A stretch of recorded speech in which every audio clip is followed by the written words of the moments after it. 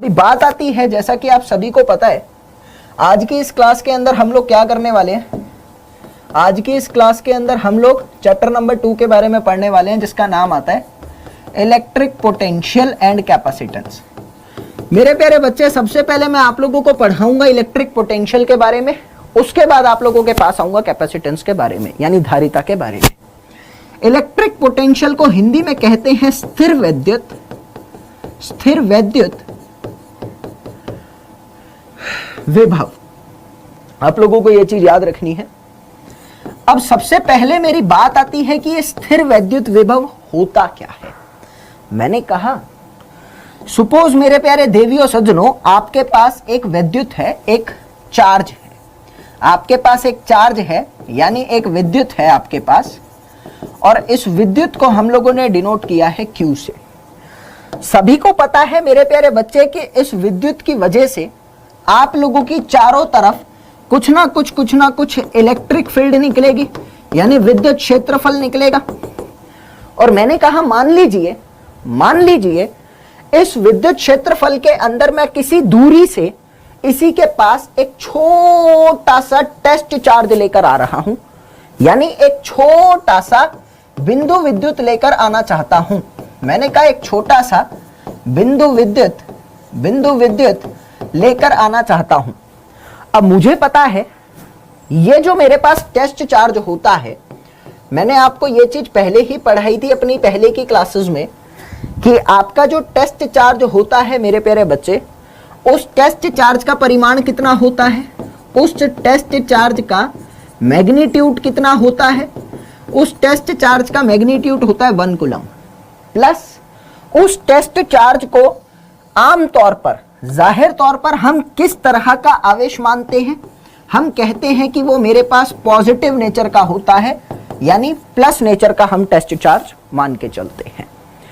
मैंने कहा तुम लोग भी समझदार हो और मैं भी समझदार हूं कि जब तुम इस छोटे से आवेश को, छोटे से इस विद्युत को इसके पास लाना चाहोगे, शब्दों पर गौर फरमाना, काम की बात आपके बीच आई।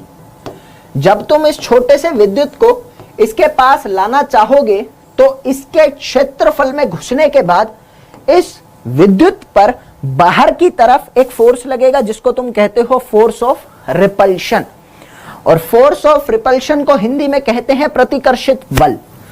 इस चार्ज पर, इस चार्ज के विद्युत क्षेत्रफल की वजह से एक प्रतिकर्षण बल लगेगा, एक फोर्स ऑफ रिपल्शन लगेगा। अब मैं कह सकता हूं उसी फोर्स ऑफ रिपल्शन को ओवरकम करके, यानी उस प्रतिकर्षण बल को ओवरकम करके, उसको ओवररूल करके आपको अपना एक बल लगाना पड़ेगा इस चार्ज को यहां से यहां तक लाने में। यानी यहां से यहां तक लाने में आपको बाहर से अपना कुछ बल लगाना पड़ेगा, यानी एक्सटर्नल फोर्स अप्लाई करना पड़ेगा।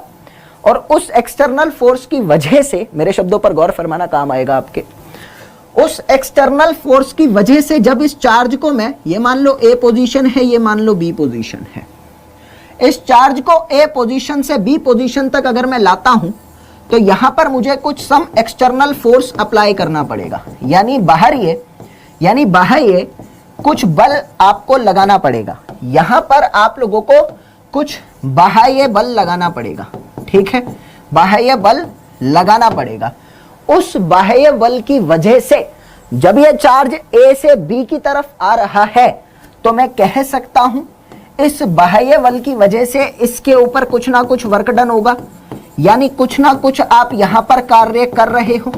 शब्दों पर गौर फरमाना, कुछ ना कुछ आप यहां पर कार्य कर रहे हो, कुछ ना कुछ आप यहां पर कार्य कर रहे हो। इतना समझ आया? इतना समझ आया मेरे प्यारे बच्चे? दोबारा सुनो भाई मैं आप लोगों के लाइव ही हूं, लेकिन आप लोग बोलना क्या चाहते हैं जरा मैं भी देख लेता हूं एक बारी। मैंने कमेंट जान के नहीं पढ़ा था क्योंकि मैं कुछ समझाना चाह रहा था। हाँ जी, क्या डाउट है पूछिए, क्या डाउट है पूछिए।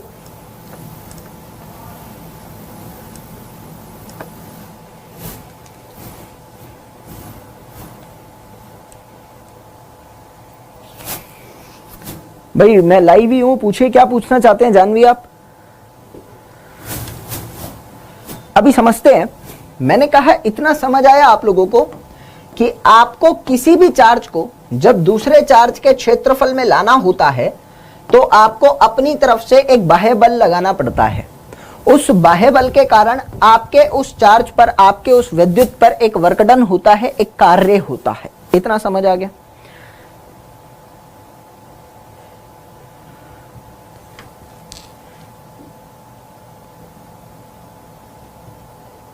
चलो, मैंने कहा इतना एक समझ आ गया कि उस पे एक कार्य होता है, उस पे एक वर्क डन होता है। मेरे प्यारे देवियों सज्जनों, जरा समझने का प्रयास करिएगा। उसी कार्य को हम लोग क्या कहते हैं? उसी कार्य को हम लोग कहते हैं स्थिर वैद्युत। उसी कार्य को हम लोग नाम देते हैं स्थिर वैद्युत ऊर्जा। क्या कहते हैं? स्थिर वैद्युत ऊर्जा, यानी इंग्लिश में इसको नाम दिया जाता है electrostatic potential energy. Electrostatic potential energy, स्थिर वैद्युत विभव ऊर्जा, इसको नाम दिया जाता है स्थिर वैद्युत विभव ऊर्जा, यानी इलेक्ट्रोस्टैटिक पोटेंशियल एनर्जी। अब तुमको ये तो समझ आ गया कि तुम्हारी बेसिकली इलेक्ट्रोस्टैटिक पोटेंशियल एनर्जी क्या होती है। whenever the charge is bringing inside the electric field of another charge, so that we need to put some efforts or we need to do work against that charge, that work done is actually known to be as the electrostatic potential energy। या फिर जब किसी भी विद्युत को हमें दूसरे विद्युत के क्षेत्रफल में लाना होता है तो हमें उसके बाह्य बल का उपयोग किया जाता है। उसी बाह्य बल के कारण आप लोगों का एक कार्य यहां पर स्थित होता है, उसी कार्य को हम कहते हैं स्थिर वैद्युत विभव ऊर्जा। ठीक है, अब एक चीज पे गौर फरमाना। मैंने कहा तुमको यह तो समझ आ गया कि बेसिकली इलेक्ट्रोस्टैटिक पोटेंशियल एनर्जी क्या होती है। अब शब्दों पर गौर देना। जो आप लोगों का टेस्ट चार्ज है, जो आप लोगों का टेस्ट चार्ज है, इस टेस्ट चार्ज में आपका जो चार्ज है वो 1 कूलम्ब का है। ठीक है, जब आप लोगों का टेस्ट चार्ज 1 कूलम्ब का ही है तो उसी इलेक्ट्रोस्टैटिक पोटेंशियल एनर्जी को, यानी उसी ऊर्जा को हम लोग कहते हैं इलेक्ट्रोस्टैटिक पोटेंशियल। यह बात आप लोगों को याद रखनी है। यानी इलेक्ट्रोस्टैटिक पोटेंशियल एनर्जी जो तुम्हारी थी, उसी केस में जो टेस्ट चार्ज था वो मेरा 1 कूलम्ब का था। मान लो 1 कूलम्ब का नहीं है तो क्या होगा? जब 1 कूलम्ब का नहीं होगा तो इलेक्ट्रोस्टैटिक पोटेंशियल एनर्जी कहलाएगा, और जब दूसरा चार्ज 1 कूलम्ब का हो जाएगा तो उसी एनर्जी को हम लोग कहते हैं इलेक्ट्रोस्टैटिक पोटेंशियल, यानी स्थिर वैद्युत विभव ऊर्जा। स्थिर वैद्युत विभव ही कहलाती है जब आपका टेस्ट चार्ज यानी बिंदु चार्ज 1 कूलम्ब का होता है। अभी और अच्छे से समझाता हूं इसी चीज को, जरा गौर फरमाइएगा मेरे प्यारे बच्चे। मान लो आपके पास एक बड़े वाला चार्ज है, बहुत बड़ा चार्ज है। इस बड़े चार्ज के सामने आपके पास एक छोटा सा चार्ज है जो कि है Q0, यानी इस चार्ज को मैंने नाम दिया है टेस्ट चार्ज। टेस्ट चार्ज का मतलब क्या होगा कि इस चार्ज का मैग्नीट्यूड यानी परिमाण जो है वो 1 कूलम्ब का है। मैंने कहा इस छोटे से टेस्ट चार्ज को मैं यहां से उठा के यहां लाना चाहता हूं, यानी ए पोजीशन से बी पोजीशन पर लाना चाहता हूं। मुझे पता है इस बड़े चार्ज की वजह से इस छोटे चार्ज पर एक प्रतिकर्षण बल लगेगा, यानी एक फोर्स ऑफ रिपल्शन एक्सपीरियंस होगा। उसी प्रतिकर्षण बल को मुझे यहां पर स्थगित करना है, उसी प्रतिकर्षण बल को मुझे ओवररूल्ड करना है और यहां पर अपना एक बाह्य बल लगाना है, यानी एक्सटर्नल फोर्स लगाना है। आई एम सेइंग दैट कि फोर्स जो आप अप्लाई कर रहे हैं, force applied on the charge कितना कर रहे हैं? मैंने कहा मेरे प्यारे बच्चे वो कर रहे हैं F, यानी आप इस चार्ज पर जो बाह्य बल लगा रहे हैं, जो इस चार्ज पर आप बाह्य बल लगा रहे हैं वो कितना है बच्चे?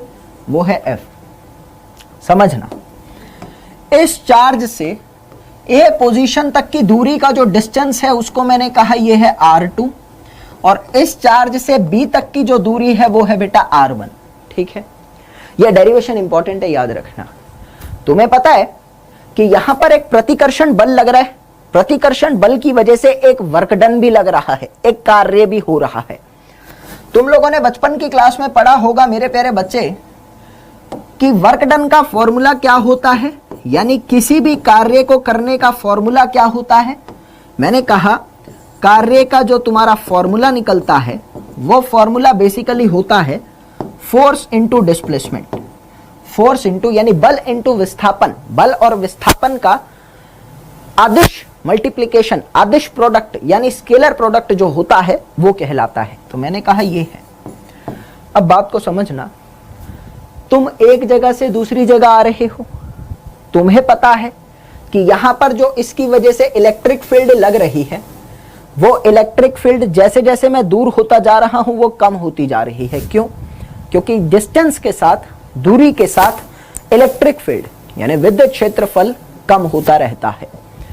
तो मैंने कहा यहां पर बेसिकली असमानता तुमको देखने को मिल रही है, यानी तुम्हारा विद्युत क्षेत्रफल असमान है, समान नहीं है। और जब भी असमानता का कुछ ना कुछ इफेक्ट तुमको देखने को मिलता है तो तुम लोगों को हमेशा याद रखना है कि तुम लोगों को यहां पर इंटीग्रेशन अप्लाई करना होता है। इंटीग्रेशन में क्या करते हैं हम लोग, एक छोटा सा डिस्टेंस फॉलो करते हैं, जिस डिस्टेंस का चार्ज से जो दूरी है वो r डिस्टेंस पर है। यानी मैंने क्या कहा कि मैं अपने a पोजीशन से b पोजीशन पे चार्ज को लेकर आ रहा हूं, तो मुझे वो पूरा का पूरा वर्क डन निकालने के लिए इस छोटी सी दूरी में पहले वर्क डन निकालना है, और इस वर्क डन को मैं पूरा इंटीग्रेट कर दूंगा तो सारा का सारा वर्क डन आ जाएगा। ये तुमको याद रखना है। हाँ जी, लेट हो गए हैं तो थोड़ा सा जल्दी आया करो, अच्छा लगेगा। मैंने कहा कि मैं इंटीग्रेशन का साइन ऐसे लगाता हूं, इसकी दूरी है बेटा dr और फोर्स जो तुम लगा रहे हो वो है F, ठीक है। लेकिन सबको पता है ये फोर्स कैसा है, ये फोर्स आप लोगों का रिपल्शन को फेस कर रहा है, यानी ये कैसा है, ये आप लोगों का प्रतिकर्षित बल है। प्रतिकर्षित बल है ना ये, मैंने कहा ये कैसा है, ये आप लोगों का प्रतिकर्षित बल है। उस प्रतिकर्षित बल होने की वजह से ये नेगेटिव हो जाएगा, इसमें माइनस लगा देता हूं, ठीक है। सबको पता है कि दो चार्जेस के बीच का फोर्स जो लगता है उसका फॉर्मूला होता है K इंटू बड़ा Q इंटू छोटा Q अपॉन में R का स्क्वायर इंटू में dr। इंटीग्रेशन कहां से कहां तक कर रहा हूं, मैंने कहा R2 से R1 की तरफ ला रहा हूं। अगर तुम ध्यान से देख रहे हो बेटा, R2 से R1 की दूरी पर ला रहे हो ना, यहां से यहां ला रहे हो, यहां R2 था, यहां R1 था। शुरू में बेटा कितना था, R2, पहले R1, ठीक है। जब इसको सॉल्व करूंगा, उम्मीद है तुमको इंटीग्रेशन आता होगा, और इंटीग्रेशन आना भी चाहिए, सभी बच्चे को मैथ्स का बहुत इंपॉर्टेंट टॉपिक है, बोर्ड्स में अक्सर आता है। तो मैंने कहा मेरे प्यारे बच्चे देखो, टेस्ट चार्ज वेक्टर क्वांटिटी नहीं है, फोर्स वेक्टर क्वांटिटी है। टेस्ट चार्ज एक अदिश है, स्केलर है। तो यहां पे अगर तुम ध्यान रख रहे हो तो मैं जब इसका इंटीग्रेशन सॉल्व करूंगा तो मेरे पास क्या आ जाएगा, यहां पर r की power -2 into dr। When I will be going to solve it, solve करने के बाद मुझे क्या मिलेगा मेरे प्यारे बच्चे, -1 अपॉन r। कहां से कहां तक, R2 से R1 तक। इसको सॉल्व करेंगे तो क्या आएगा, आपके पास जो फॉर्मूला आ रहा है वर्क डन का वो क्या आ रहा है, K इंटू Q, पहले से एक माइनस था, इधर एक माइनस यहां है, एक माइनस यहां है, दोनों को मल्टीप्लाई करूंगा प्लस हो जाएगा, अपॉन में R2 माइनस में K into Q not upon में R1, सॉरी R1 और R2। आप इसको सॉल्व कर लेंगे, सॉल्व करने के बाद तुम्हारे पास एक फॉर्मूला यहां से निकलकर आ जाएगा। ये बात तुमको याद रखनी है। और सबको पता है मेरे प्यारे बच्चे कि यही वाला जो वर्क डन है बेसिकली, इसी वर्क डन को तुम कह रहे हो इलेक्ट्रोस्टैटिक पोटेंशियल एनर्जी। इसी वर्क डन को तुमने नाम दिया है इलेक्ट्रोस्टैटिक पोटेंशियल एनर्जी। और मैं कह सकता हूं इसी को मैंने कहा है स्थिर वैद्युत विभव ऊर्जा। क्या बोला मैंने इसको, स्थिर वैद्युत विभव ऊर्जा। अभी शब्दों पर गौर फरमाना, इलेक्ट्रोस्टैटिक पोटेंशियल एनर्जी या स्थिर वैद्युत विभव ऊर्जा। भाई बात आती है यहां से कि फॉर्मूला तो निकल कर आ गया, अब इसकी मैं अगर एक और बात करना चाहूं तो वो भी समझना। ऊपर वाले फॉर्मूले को ध्यान में रखते हुए मैं लिख सकता हूं, मैंने कहा मान लो कि R2 माइनस R1 जो है तुम्हारा, वो बेसिकली R डैश से डिनोट किया जा रहा है, या R ऐसे, मैंने कहा R2 minus R1 R dash से डिनोट किया जा रहा है मान लो, तो तुम ऐसा लिख सकते हो यहां पर कि ऊपर वाली इक्वेशन का जो जनरल फॉर्मूला निकल कर आ रहा है, एक समान आमतौर पर जो हम फॉर्मूला यूज करते हैं, आमतौर पर बेटा जो फॉर्मूला तुम लोग यूज करते हो वो लिख सकते हो ऐसे कि work done is equal to K into q not upon में R डैश। यानी ये तो हो गया आमतौर पर फॉर्मूला, सिर्फ एक general formula electrostatic potential energy निकालने का, ये फॉर्मूला तुम्हारा बनता है। इसके बाद एक चीज बताता हूं, फिर तुम मुझे थम्स अप करके बताना कि समझ आया कि नहीं आया, फिर हम आगे देखेंगे, ठीक है। मैंने कहा मेरे प्यारे बच्चे, ये तो बन गया जनरल फॉर्मूला जिसकी मैंने मदद ली थी। उसके बाद यहां पर मैं लिख सकता हूं, अगर मेरा टेस्ट चार्ज 1 कूलम के बराबर है तो मेरा वर्क डन क्या बन जाएगा, मैंने कहा K इंटू बड़ा Q, छोटे Q की जगह 1 डाल दिया, फॉर्मूला बन गया मेरे पास K into q by R dash. अब इस केस में जब ये तुम्हारा Q 1 कूलम के बराबर हो जाता है तो मेरे प्यारे देशवासियों, ये जो तुम्हारा W है इसी को तुम लोग नाम देते हो इलेक्ट्रोस्टैटिक पोटेंशियल। क्या कहते हैं, इसी को हम लोग नाम देते हैं इलेक्ट्रोस्टैटिक पोटेंशियल, यानी स्थिर विद्युत विभव। स्थिर विद्युत विभव, इसी को हम लोग स्थिर विद्युत विभव का नाम देते हैं। तो समझ आया तुम लोगों को बेसिकली इलेक्ट्रोस्टैटिक पोटेंशियल और इलेक्ट्रोस्टैटिक पोटेंशियल एनर्जी क्या होती है, और इलेक्ट्रोस्टैटिक पोटेंशियल और इलेक्ट्रोस्टैटिक पोटेंशियल एनर्जी में क्या फर्क और क्या डिफरेंस होता है, समझ आया। सभी बच्चे थम्स अप करेंगे जल्दी से, फिर मैं आगे चलता हूं। सभी बच्चों से मेरा अनुरोध है, चलो क्लियर है। अभी बोर्ड्स एग्जाम वाले चैनल पे जो बच्चे मुझे देख रहे हैं उनसे भी मैं कहना चाहूंगा भाई थम्स अप जरूर करना, ताकि आगे जल्दी जल्दी हम लोग निकल सके और सारी चीजें क्लियर हो जाए।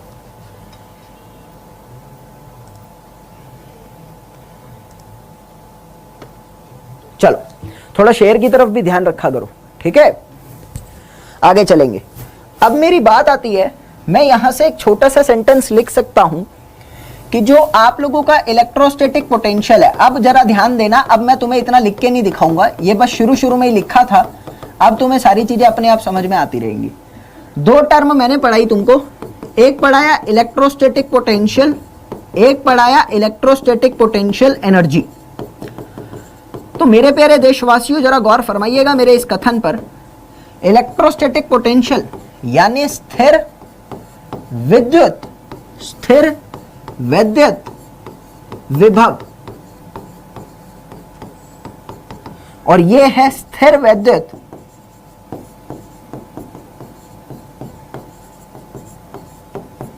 विभव ऊर्जा, स्थिर विद्युत विभव ऊर्जा। देखिए स्थिर विद्युत विभव को बेसिकली हम लोग क्या नाम देते हैं, इसको हम डिनोट करते हैं V से। आगे मैं V लिखूंगा तो बस यही समझ जाना, ठीक है, पूरा नहीं लिखूंगा समय बर्बाद होगा। और ये होता है बेटा U, बड़ा U। क्या लिखते हैं इसको, बड़े U से डिनोट करते हैं, ठीक है। दूसरी बात इसके बारे में मैं तुमको एक और चीज कहना चाहता हूं कि चाहे तुम स्थिर विद्युत V की बात कर लो, चाहे तुम U की बात कर लो, ये दोनों कैसी क्वांटिटी है, ये दोनों स्केलर क्वांटिटी है, इनकी कोई भी दिशा नहीं होती। ये दोनों कैसे हैं, ये दोनों अदिश हैं, यानी सिर्फ इनके पास परिमाण होता है, किसी भी तरह की कोई दिशा नहीं होती, ठीक है। ये चीज तुमको क्लियर करना है। तीसरी बात एक और समझाना चाहता हूं तुम लोगों को यहां पर कि अगर तुम्हारे पास कोई नेगेटिव चार्ज है, ये बात ध्यान रखना भाई, ये क्वेश्चन जब तुम करते हो जो कि बोर्ड में अक्सर आते हैं तो 99% बच्चों के गलत हो जाते हैं, इसलिए याद रखना बहुत काम की बात है, बोर्ड्स में डायरेक्ट करवाता हूं।